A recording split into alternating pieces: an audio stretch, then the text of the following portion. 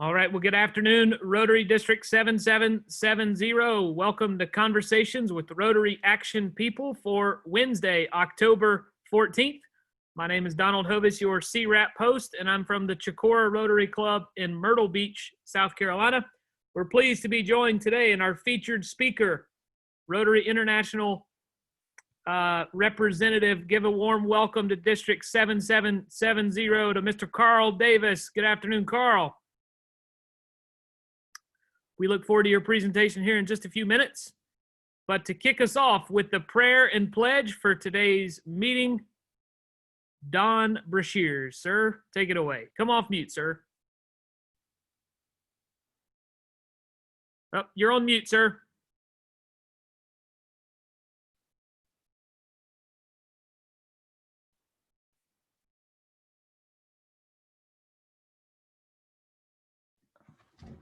Okay, can you hear me now? Yes, sir. Take it away.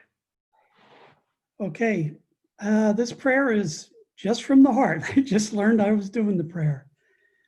So Lord, please bow your head. Lord, thank you for this wonderful group of people that we actually consider family. They have proven themselves to Terry and I, and I'm sure every one of the people that are on this call, that they are truly interested in helping others that are less fortunate and cannot help themselves.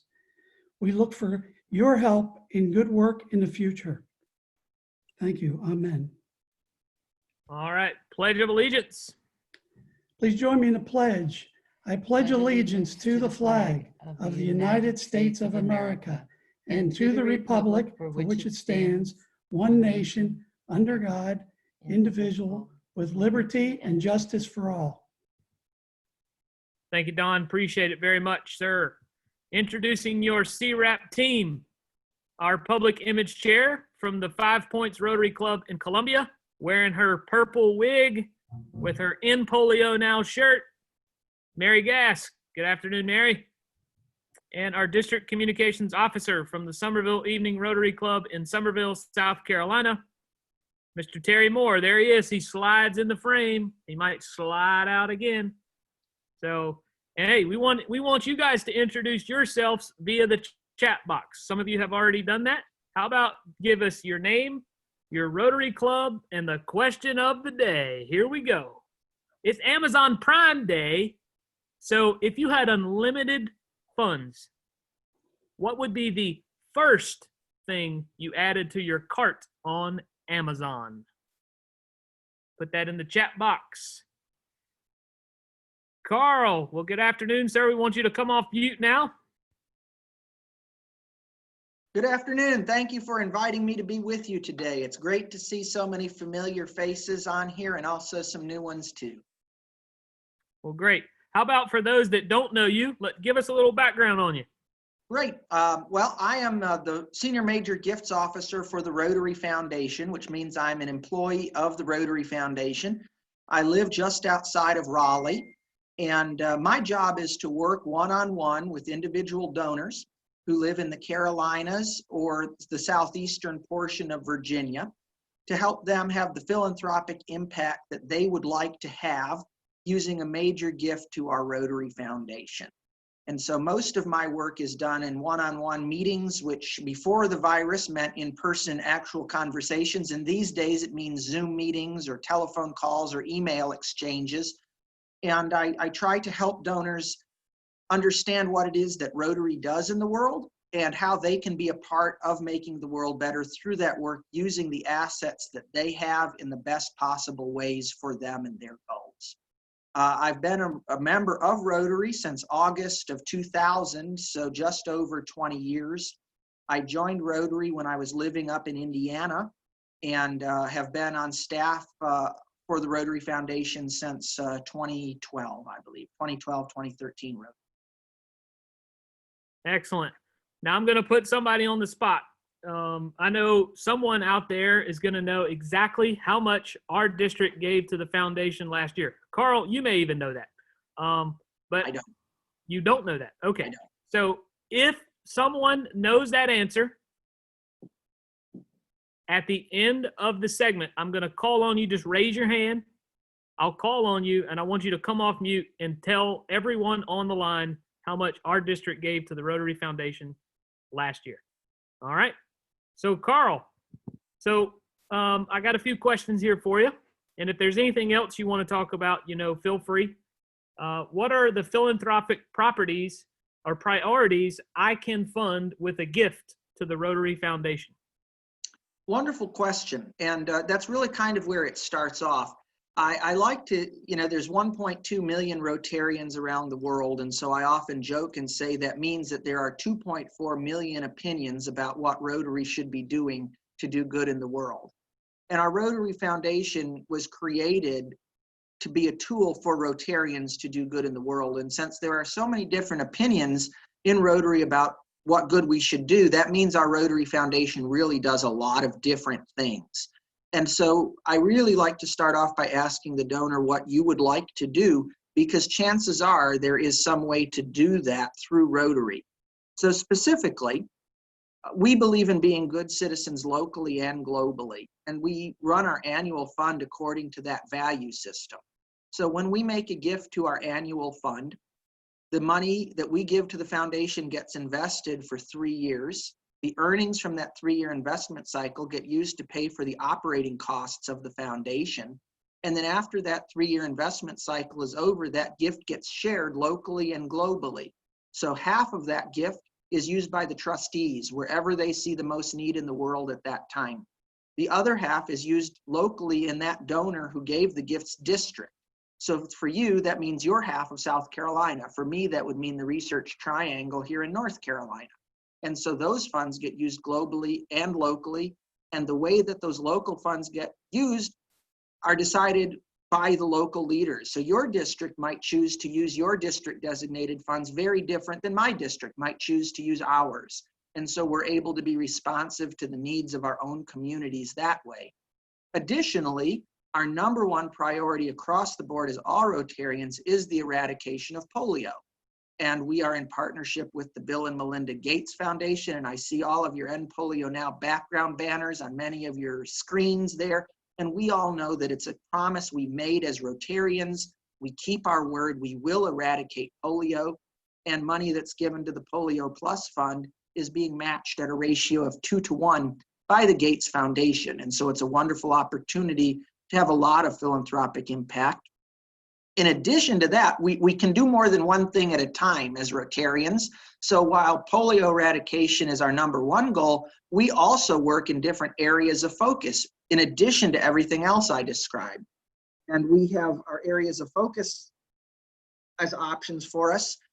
Basic education and literacy is an area of focus, and that has been part of Rotary's ethos from the beginning. Those of you who have been Rotarians a while will remember we used to do a lot of ambassadorial scholarships where we provided scholarships for master's degree students studying internationally.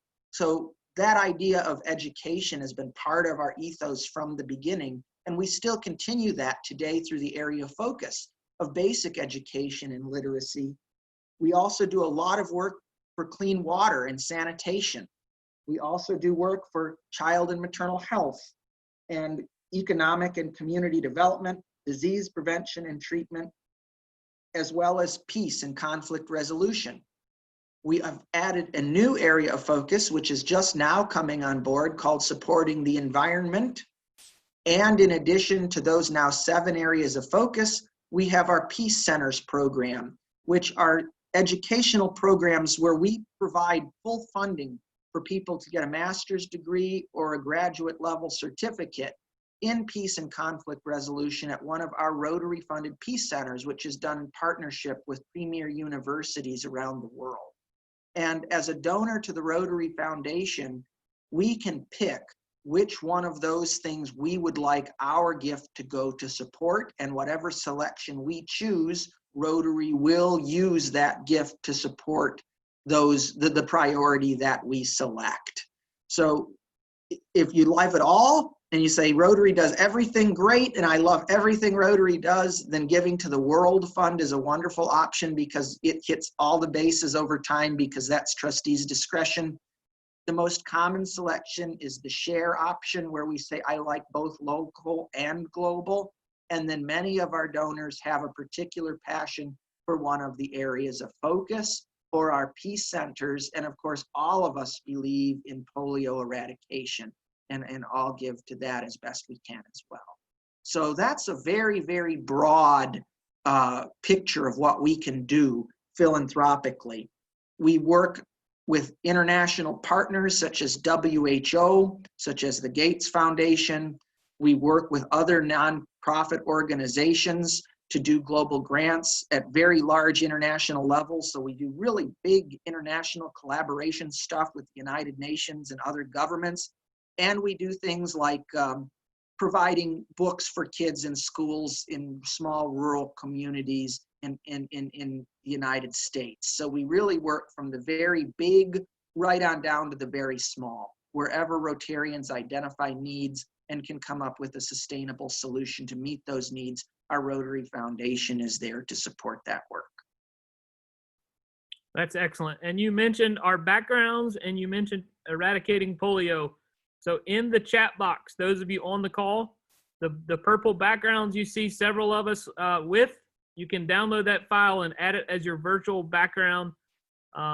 We ask you do that during any Rotary meetings during the month of October. So up next for you, Carl, are what are some of the different ways I can make my gift? That is the question that I spend most of my time working on. Once a donor identifies their philanthropic priority, they say, I really want to support our work for basic education and literacy, or I really want to support SHARE, or I really want to end polio, or whatever it is they've identified.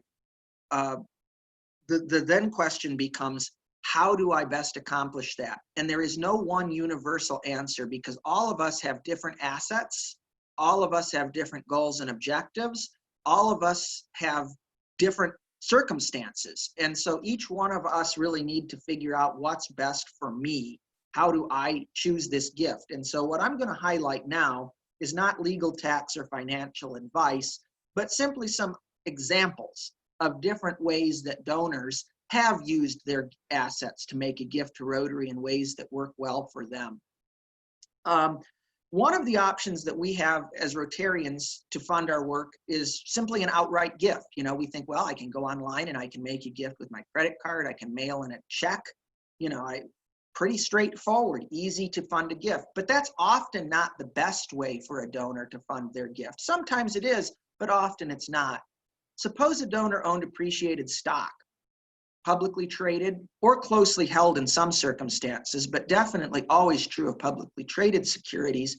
The donor has owned the stock for more than a year. If they were to sell that stock today, they'd have to pay a capital gains tax on it. If instead of selling that stock, they gave it to charity, they transferred ownership of that stock to the Rotary Foundation, then what would happen is Rotary would receive that gift, sell it, and use the money from that sale to accomplish the philanthropic work the donor wanted to accomplish. And because Rotary is a tax-exempt entity, Rotary would not have to pay a capital gains tax on that like you would if you sold it, or I would if I sold it. And so therefore, it's a great way to put that money to full use without having to pay the tax. In addition to that, the donor who made the gift gets a tax receipt for the fair market value of the stock on the day ownership transferred. So the donor gets to take a tax deduction for the full value of the appreciated value of the stock. So they still benefit from the appreciation. They don't have to pay a capital gains tax on it, and they get to take a tax deduction on their tax return for the fair market value, and Rotary gets to take all of that money and do the philanthropic work that the donor wanted to support with it. And so one way that we might fund our gift, instead of just writing a check or going to the web page with our credit card, is to transfer ownership of appreciated stock to the Rotary Foundation. Another way that donors can accomplish a philanthropic goal that might not automatically be on one's radar is through a pledge. Rotary, the word pledge can mean many different things. If we said the Pledge of Allegiance this morning. My church has a pledge drive, but that's different from the radio station's pledge drive. And, the word has lots of meanings. So when I say it in the context of Rotary, I'm using Rotary's definition of pledge. And that means a gift totaling $10,000 or more paid in 3 or fewer installments over 3 or fewer years. So for instance, I could say I want to give $10,000 over 2 years, 5K this year, 5K next year. Or I could say I want to give it over 3 years and 3,333, 33 this year, etc. The way we do that is the donor talks to me and we draft a pledge agreement where we put down what the donor wants to give on what date, and the donor signs that and then makes the first of those 3 scheduled gifts. Rotary then gives full recognition credit for the entire amount right away. So you become a major donor, a member of the Arch Clump Society, whatever the appropriate level is for that gift immediately. And then the gift gets made cash flow wise according to the terms of the pledge agreement. There are a couple of reasons donors might want to do that. One is maybe the donor is paying this gift from income rather than accumulated assets, and they want to match up the giving of the gift with the receiving of the income. So they match up their giving to their receiving schedules. Very straightforward. Also, some donors need to figure out what's best for them tax receipt wise. In many years, unlike this year, one might max out their charitable giving by already giving more than 60% of their adjusted gross income to charity in any given year. And so they don't benefit from a tax receipt of more than 60% of their adjusted gross income this year, but they'll have a new year starting next year. And so they'll want a tax receipt this year and a tax receipt next year and a tax receipt the year after that. That might make more sense for donors. And the other reason that this might work out is because many donors are over aged 70 and a half. They have an individual retirement account and they're receiving income from that IRA in the form of distributions for their income stream in their retirement. And it's very beneficial to donors in that circumstance, instead of simply giving a gift to charity from their checking account, to instead transfer money directly from their IRA to the charity. It's called a qualified charitable distribution. The donor who does that has some great tax advantages. The money that they give from their IRA directly to the charity counts against their required minimum distribution. So suppose I was a donor and I had a $5,000 required minimum distribution from my IRA. If I took that, I have to pay tax on it. However, if instead of taking it, I gave $5,000 to charity directly from my IRA, I wouldn't have to take that as income. Therefore, I don't have any tax liability at all. And that's great, because even if I don't file, even if I'm filing short form, I still have a tax advantage there. I don't have to itemize to have a tax savings from giving that way. And many donors now, especially since tax reform 2 years ago, are not itemizing. And so that's a great simple way to give, but it doesn't make sense that way to give more than the required minimum distribution in any 1 year, because the next year rolls around, you have to take your RMD over in the new year. So some donors who are giving that way will say, I'll give my RMD this year, next year, and the year after. And so we'll draft a pledge agreement to match up that way. So donors who are in retirement years and have an IRA really need to talk to their advisors and think about whether or not funding their charitable gift from their IRA might be the very best solution for them to accomplish their goals in the most efficient way. Also, the Rotary Foundation offers a gift called a life income agreement.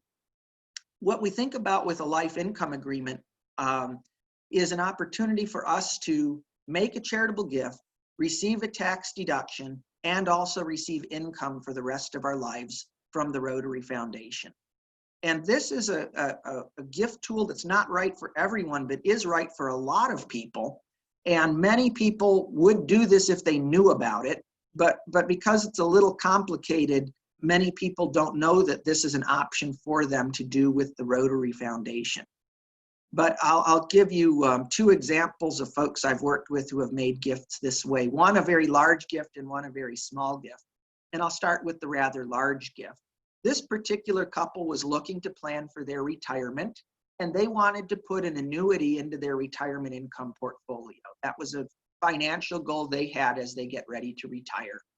They also wanted to accomplish charitable good, and they wanted to join the Arch Clump Society, which is the society that Rotary has to honor our highest level donors, donors who have given $250,000 or more to the foundation during their lifetime. So those were their goals. They wanted to do those three things. And the life income agreement allowed them to do all three. They made the gift of $250,000. In exchange for making that gift to the Rotary Foundation in the form of a charitable gift annuity, they receive income from the Rotary Foundation as long as either husband or wife are alive. And in addition to that, they receive recognition value for the total amount that they gave. So that's the $250,000. So they became Arch Clump Society members. So they've accomplished the goal of joining the Arch Clump Society, of adding income into their retirement backed up by the full faith and credit of Rotary, and they have their philanthropic goals accomplished because once they are no longer alive and that annuity no longer has a payment to be made, the Rotary Foundation will use the funds left to do the philanthropic work of Rotary that they selected at the time they made their gift. And so they really got to do all three of those things: retirement income, Arch Clump Society recognition, and philanthropic impact. And it was tax efficient because they received a tax receipt for a portion of the value of the gift they made to establish the annuity. And in addition to that, a significant portion of the income that they receive each year from Rotary is not subject to income tax. And so it's a very efficient way to add some guaranteed income into their retirement portfolio at the same time. That's a big end of the life income agreement. The next one is another story. And this is a gentleman who called me one day and he said, "Carl, I've got a problem." And I said, "Randy, what's your problem? How can I help?" And he said, "My Rotary Club charges me dues." And I said, "Well, Randy, my Rotary Club charges me dues too. I don't know how to help you with that." And he said, "And I have to pay Happy Dollars." Now, I know in this district, some people will not like this, especially past Rotary Vice President Ann. But he said, "I'm a Clemson fan, and every time Clemson wins a football game, I have to pay a Happy Dollar fine." I said, "Randy, I don't know how to help you with that either." And he said, "Yes, you do." He said, "Charitable gift annuity." And I said, "You know what? You're right," because I realized what he was getting at. Randy did the math, and he figured out how much money he paid every year in dues and how much money he gave in Happy Dollars. And he figured out what his rate of return would be on the charitable gift annuity. He was going to get about 5% at his age. So he figured out, what gift would I have to make so that 5% of that every year to me would pay my Rotary dues and my Happy Dollars. And he did the charitable gift annuity in that amount. And every year, Randy gets a check from Rotary. He puts that check in his bank and he uses it to pay his Rotary Club dues and pay his Happy Dollars. And it wasn't a significant amount to fund his retirement, but it was what he called buying a life membership in Rotary, because he was going to pay that money anyway. So he may as well become a major donor, get a tax deduction, most of all have the advantage of the charitable impact happening. And, you know, every time Clemson scores a touchdown, he's got some bucks there to throw.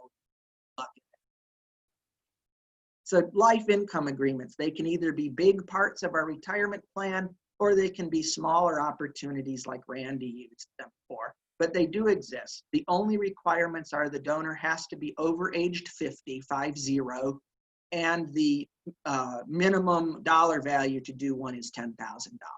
So that's an option as well.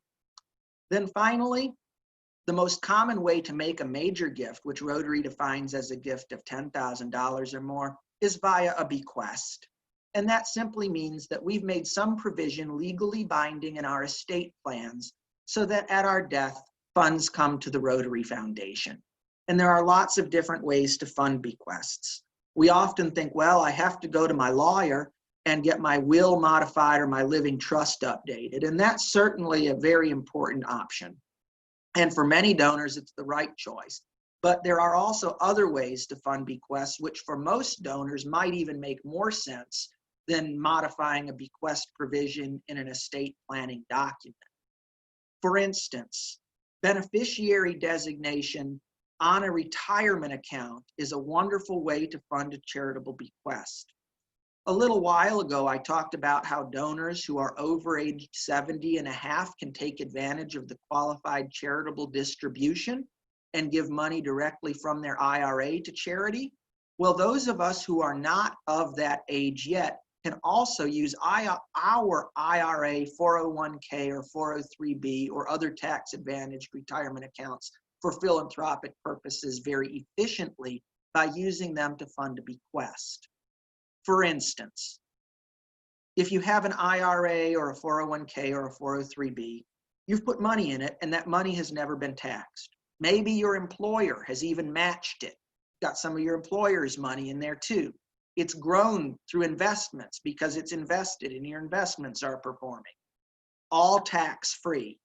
The way we pay our tax on those monies is when we take them out of the protection of those accounts and use them for retirement in form of a distribution.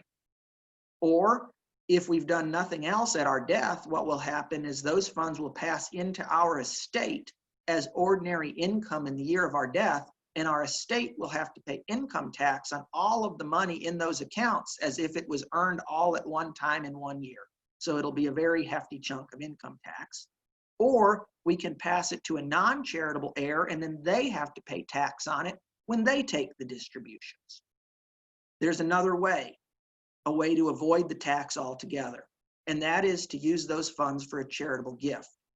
If instead of doing those things, we put the Rotary Foundation as a beneficiary of the account, what happens at our death is the money passes from the retirement account, again, never having been taxed, directly to the charity. The charity receives all of the money and does not have to pay tax on it because the charity is tax exempt. So it's a very efficient way to have a very large impact that we couldn't have if we had to pay the tax on that money first.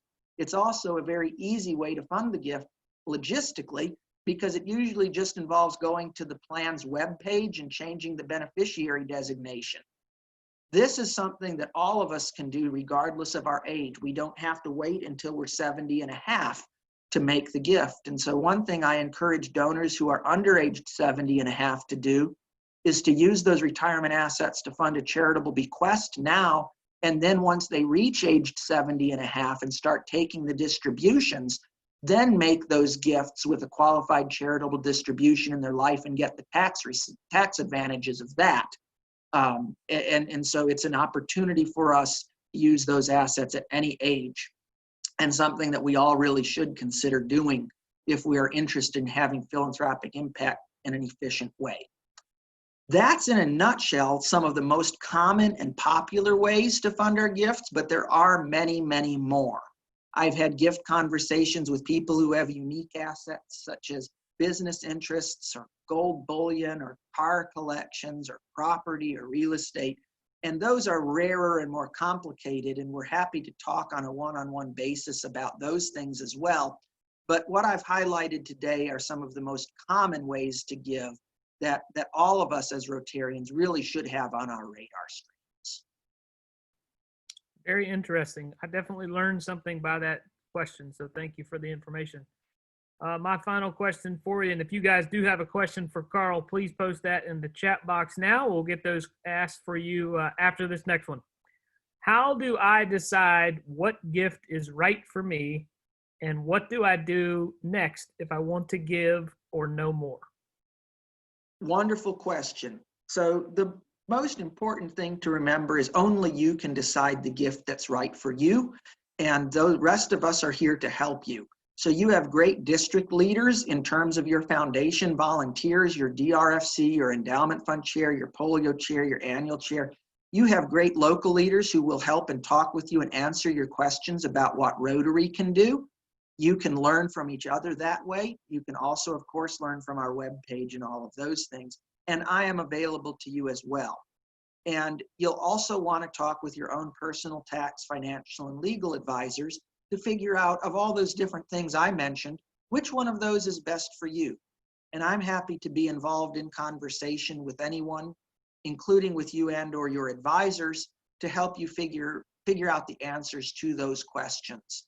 I can provide you with information, which you then can take to your advisors, and we can work together to work out a gift plan that accomplishes as many of your personal goals as possible. The philosophy I take as a Rotarian, our motto, service above self, I'm here to be of service to you. And so as you seek to have philanthropic impact as an employee of your Rotary Foundation, I'm here to help you and give you service in that capacity. I will give you the best information possible so that you can make the best decisions and make sure that your goals are accomplished. And really the motto here of service above self applies across the board to all of us as Rotarians. We want to be of service, and when we work together, we can be of better service than when we just work on our own. And so really coming together through our Rotary Foundation to have philanthropic impact will allow any one of us to do much more than we could just on our own. Excellent. Well, thank you for being with us today. One question for you, and this is just for the viewers on the line that may want your contact information. Are we able to share your email address here today? Yes, please do. It is carl.davis@rotary.org, carl.davis@rotary, that spells rotary.org. Excellent. And I just posted that in the chat box too. Thank you. So, all right, let's see.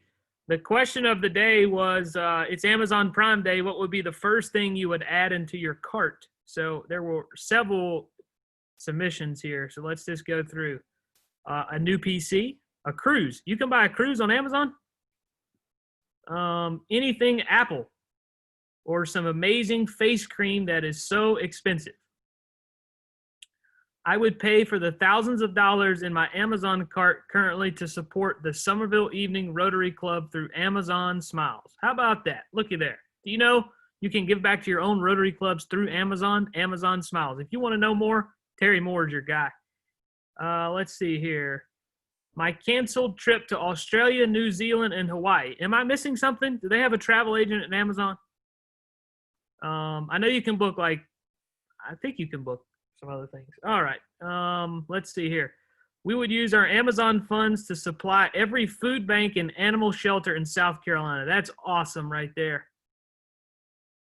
All right. So now I'm going to call on past District Governor Bernie Rydell and our In Polio Now chair currently. Bernie, come off mute for me, sir. Yes, sir.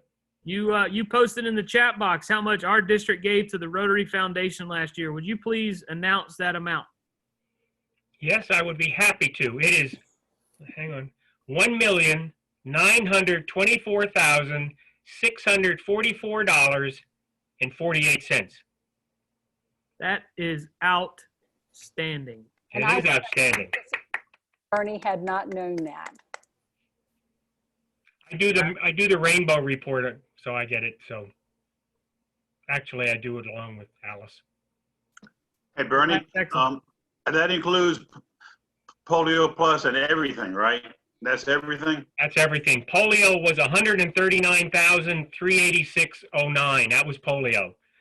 We had an endowment. The big thing was last year we had an endowment of over $1 million, $1,084,830.75. And that's because there was and Carl, you can attest to this, there was an actual $1 million gift last year from one person. So that put us over the top. I mean, really put us over the top. Wow. Does that rank us #1 in the Rotary world, or how did we stack up? Anybody know? I don't think so. Gotcha. Wow. But we're great. pretty high in the ranking in the zone, aren't we? Aren't we, Bernie? I'm not, I don't know. I don't know the answer to that.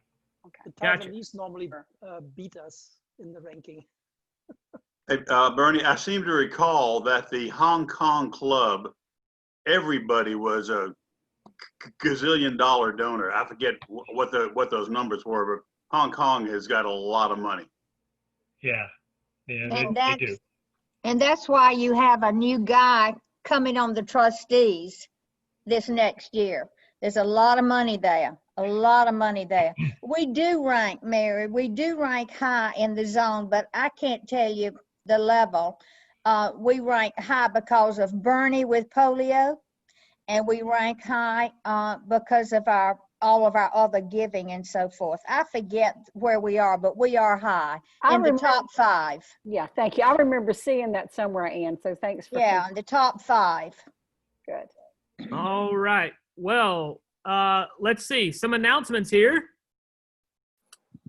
If you want to be a district governor, or you're interested in learning about what it takes to be a district governor and that process, there is a Zoom tomorrow, Thursday, October 15th at 4 o'clock.